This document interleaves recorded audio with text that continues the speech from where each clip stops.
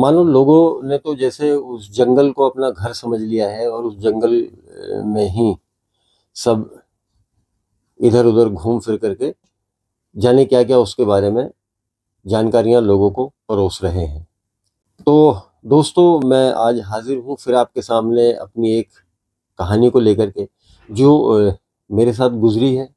वही मेरी my travel stories की इस श्रृंखला को आगे बढ़ाते हुए आज ये कहानी मैं कॉर्बेट से रिलेटेड और उसके आस-पास से रिलेटेड आपको सुनाने जा रहा हूँ। आपको कहानी क्या, मैं आपको थोड़ा-सा कुछ बताने जा रहा हूँ या कुछ आपके आपकी जानकारी में लाने जा रहा हूँ, जिससे आपको अगर आपको वाइल्ड लाइफ़ का शौक है, जंगल सफारी का शौक है या यहाँ इन जंगलों में या इनके आस-पास कहीं घूमने का शौक है, तो आप उससे ज़रा-सा सचेत रहें, सावधान रहें, सतर्क रहें। ये पर्पज़ है इस कहानी का। किसी को एक्सपोज़ मैं नहीं करना चाहता, एक्सपोज़ करने का मेरे पास बहुत सारा मटेरियल है, लेकिन मैं उसको बिल्कुल इस्तेमाल नहीं करने वाला हूँ। मैं आपको बताऊँगा मैं सिर्फ़ बहुत सिंपल और सादी-सी भाषा में मैं इन बातों को आपके साथ शेयर करना चाह रहा हूँ। दोस्तों, मेरे कहने का मतलब ये है कि हम जंगल सफारी का आनंद उठाना चाहते हैं और अपनी पूरी फ्रीडम के साथ उठाना चाहते हैं।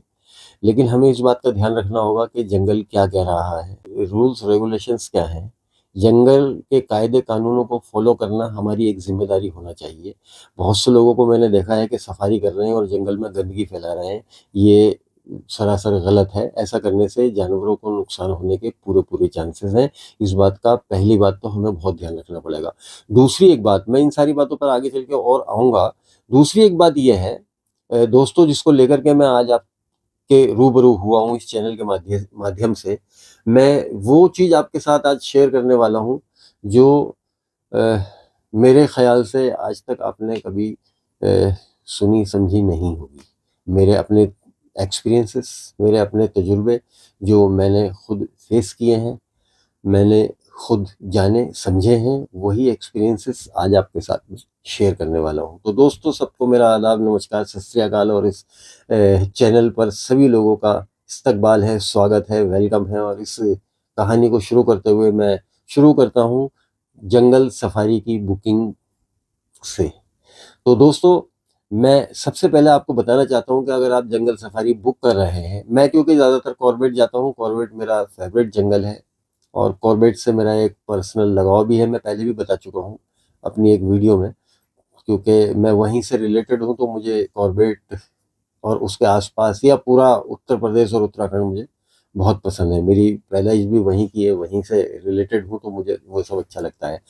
तो जब आप जंगल सफारी, खासकर जब कॉर्बेट में जंगल सफारी आप बुक करने की कोशिश करें, तो सबसे पहले तो ये देखें कि जिस भी माध्यम से आप उसको बुक कर रहे हैं, वो ऑथराइज़ है या नहीं।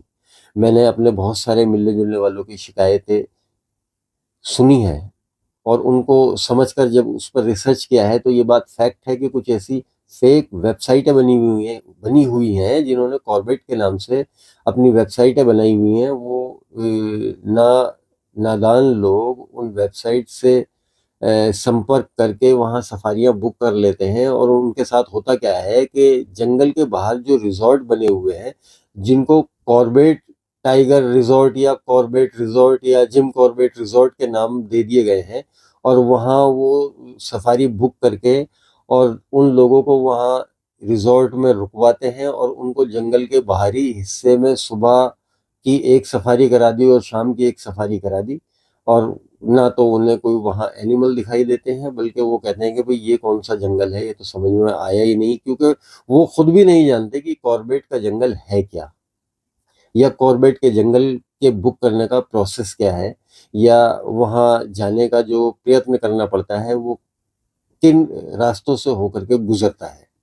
मैं अब ये आपको बताने वाला हूँ क्योंकि जो मेरे साथ हुआ, बहुत पुरानी बात है, होगी 20 साल के आस-पास पुरानी, जब कॉर्बेट में इतनी पाबंदियाँ भी नहीं थी। वैसे मैं उस वक़्त भी कॉर्बेट को इतना बारीकी से नहीं जानता था, जितना इन 10 सालों में जाना हूँ। कॉर्बेट आना-जाना पहले से है, पैदल तक मैं गया हूँ उसमें कॉर्बेट में, क्योंकि मेरी रिश्तेदारी वहाँ है आस-पास में, तो कोई ऐसा मैटर कभी रहा नहीं। लेकिन अब जब जब से ये जिप्सी वहाँ चलनी शुरू हुई है, पहले अपनी गाड़ी से भी वहाँ जा सकते थे और जब से जिप्सी चलनी शुरू हुई है तब से हुआ क्या है कि वहाँ लोगों ने सबने अपना जिप्सी का जो एक कारोबार है वो कर लिया है। वो बहुत अच्छी बात है, होना भी चाहिए। लेकिन उन लोगों ने क्या काम कर रखे हैं, कुछ लोगों ने, सबने नहीं, कुछ लोगों ने क्या काम कर रखे हैं कि वो कॉर्बेट के नाम पर आपकी बुकिंग लेंगे और आपको घुमा करके लाएंगे। मैं बताता हूँ, आपको घुमा करके लाएंगे वो इधर उधर के जंगलों में जिनका कॉर्बेट से कोई लेने देने नहीं है। मैंने भी जब वहाँ एक सफारी बुक की और जब वो मुझे घुमा करके लाए सीता बनी वाइल्ड लाइफ सेंचुरी में, और जब हम उस जंगल के अंदर गए तो वहाँ बड़े बड़े पत्थरों पर बाकायदा परमानेंट प्रिंट किया हुआ था, लिखा हुआ था, पेंटर से लिखवाया हुआ था, पेंट से, कि ये कॉर्बेट का पार्ट नहीं है, ये कॉर्बेट का जंगल नहीं है। एक नहीं, दसियों जगह लिखा हुआ था, कई जगह लिखा हुआ था। अब हमने पूछा, जब जिनके थ्रू हमने बुक किया था, कि भाई ये क्या लिखा हुआ है?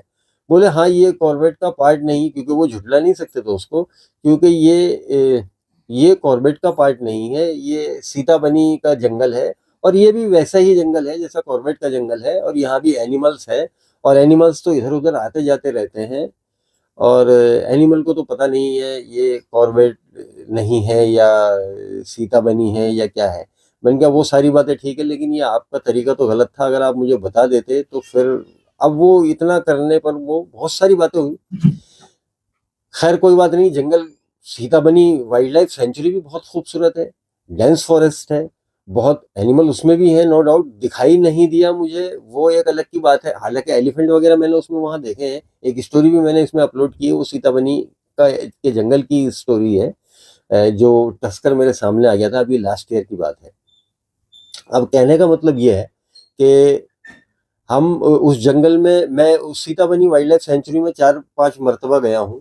अब इससे भी एक इंटरेस्टिंग बात मैं आपको बताता हूँ, ये कहानी यहीं से आगे कंटिन्यू करूंगा मैं आपको इससे भी एक इंटरेस्टिंग बात बताता हूँ कि हमने जब उस जंगल की सफारी की, यानी सीता बनी वाइल्ड लाइफ सेंचुरी की सफारी की, तो वहाँ एक सीता बनी जो टेम्पल है, जो मंदिर है, उस मंदिर में भी मैं गया।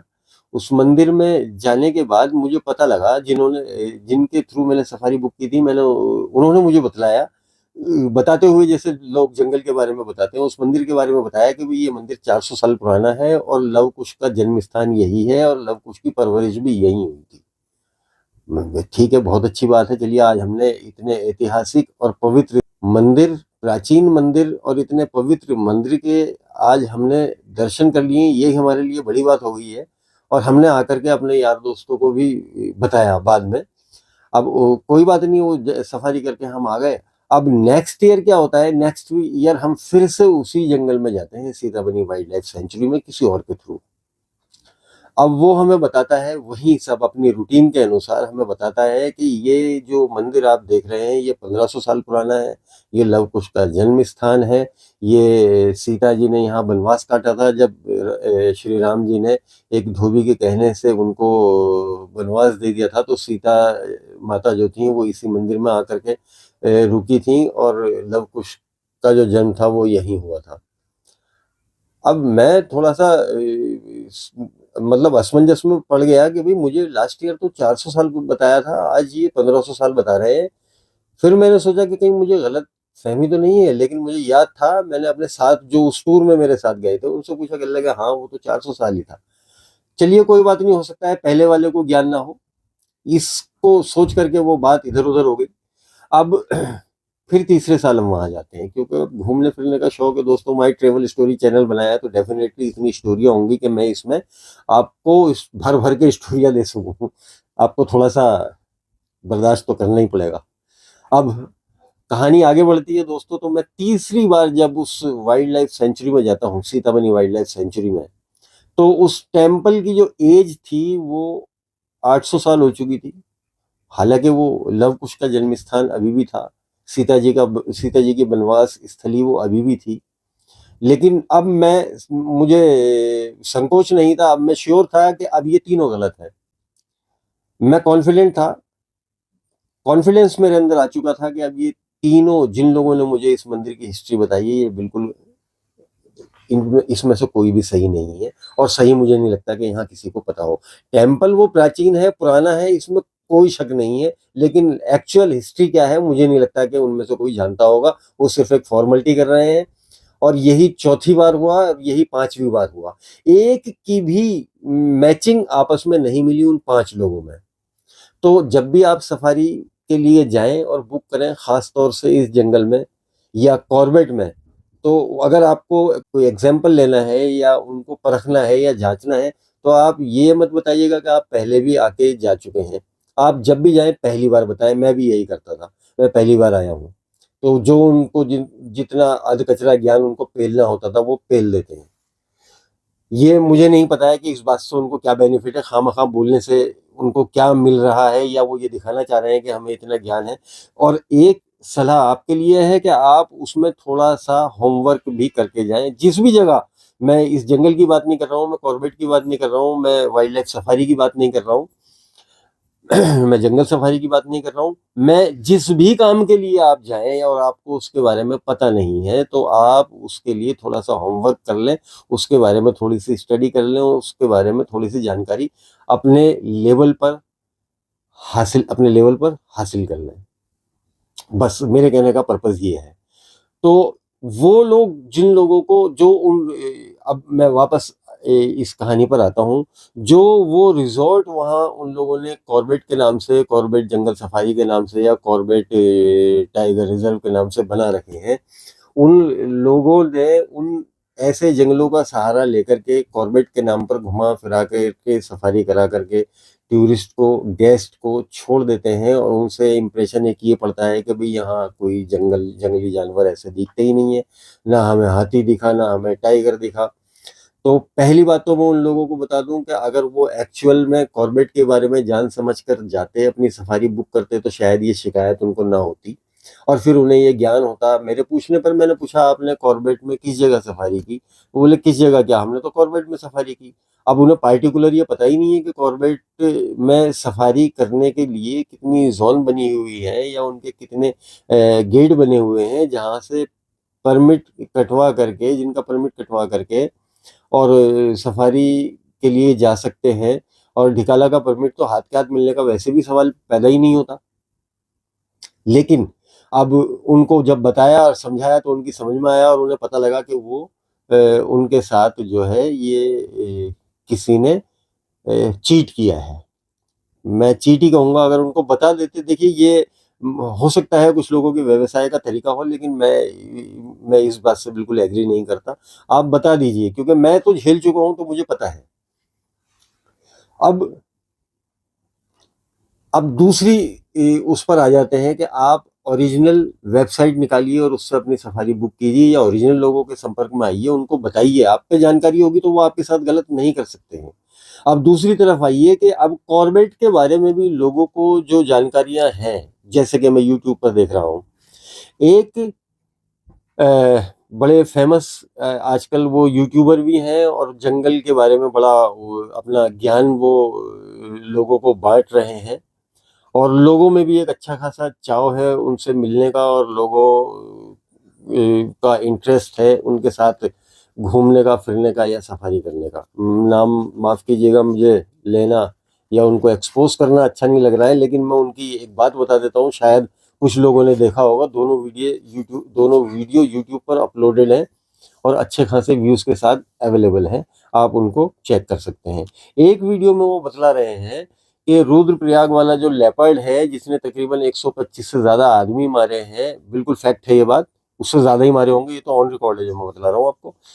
उस लेपर्ड को उस वक्त मारने के लिए, पकड़ने के लिए या कंट्रोल करने के लिए, उस लेपर्ड के आतंक से वहाँ की पब्लिक को, वहाँ की आवाम को निजात दिलाने के लिए उस वक्त सरकार ने 4000 शिकारी लगाए थे और 2500 पिंजरे लगाए थे कैद। इसकी पॉसिबिलिटी है, ये बिल्कुल ठीक है, ऐसा हुआ होगा उस वक्त, क्योंकि उसका आतंक के बारे में अगर आप पढ़ेंगे तो आप सन्न रह जाएंगे। वो जानकारियां कुछ इस तरह की है, कॉर्बेट के टाइम की बात अगर करेंगे तो। लेकिन वही साहब अपनी एक दूसरी वीडियो में बतला रहे हैं कि रुद्रप्रयाग वाला जो लेपर्ड है उसको, मतलब वो बात वो किसी और को, वो पहले गेस्ट को बता दी, अब ये दूसरी बात कहीं और बतला रहे हैं वो। मतलब वो भी ऑन रिकॉर्ड बतला रहे हैं। ऑन कैमरा और ऑन रिकॉर्ड बतला रहे हैं कि वो जो लेपर्ड है रुद्रप्रयाग वाला, उसके आतंक से विलेजर्स को, वहां की आवाम को, वहां के लोगों को निजात दिलाने के लिए उस वक्त गवर्नमेंट ने 2,500 शिकारी और 2,000 पिंजरे लगाए थे, या 2,500 पिंजरे और 2,000 शिकारी लगाए थे। तो भाई आप क्या बोल रहे हो, थोड़ा सा इस चीज पर भी कंट्रोल करके बोलो तो बहुत बेहतर होगा, बहुत बेहतर होगा। मेरे पास एविडेंस है, मैं वो वीडियो क्लिप भी लगा सकता हूँ, लेकिन मुझे अच्छा नहीं लग रहा है किसी को एक्सपोज करना, मेरा पर्पस भी नहीं है किसी को एक्सपोज करना। मैं ये भी नहीं जानता कि ये वीडियो उन साहब तक पहुंचेगी या नहीं पहुंचेगी, देखेंगे या ये बात उन तक पहुंचेगी या नहीं पहुंचेगी, लेकिन अगर थोड़ी बहुत भी चली और किसी 2-4 लोगों तक भी पहुंची, 1-2 लोगों की समझ में भी अगर मेरी बात आ गई, तो भी मैं समझूंगा कि मैं कामयाब हो गया। ये एक बात, मुझे इन बातों से जरा सी एलर्जी है, खामखा का जो ज्ञान पेलते हैं, जो बघारते हैं, मतलब कुछ भी। दूसरी एक बात कि एक और साहब हैं, वो बतला रहे हैं अपनी वीडियो में, गेस्ट को, टूरिस्ट को बतला रहे हैं, कॉर्बेट के अंदर सफारी करते हुए वो बतला रहे हैं, सफारी कराते हुए वो बतला रहे हैं कि कॉर्बेट साहब जो थे, उन्होंने 200 टाइगर और तकरीबन 150 लेपर्ड का शिकार किया था, जो मैन ईटर हो गए थे। भाई मेरी समझ में एक बात ये नहीं आती कि तुम बगैर पढ़े लिखे ये इतने बड़े बड़े दावे ऑन रिकॉर्ड ऑन कैमरा बोल रहे हो, ये इतनी हिम्मत कहाँ से जुटा पाते हो भाई? जो ऑन रिकॉर्ड है,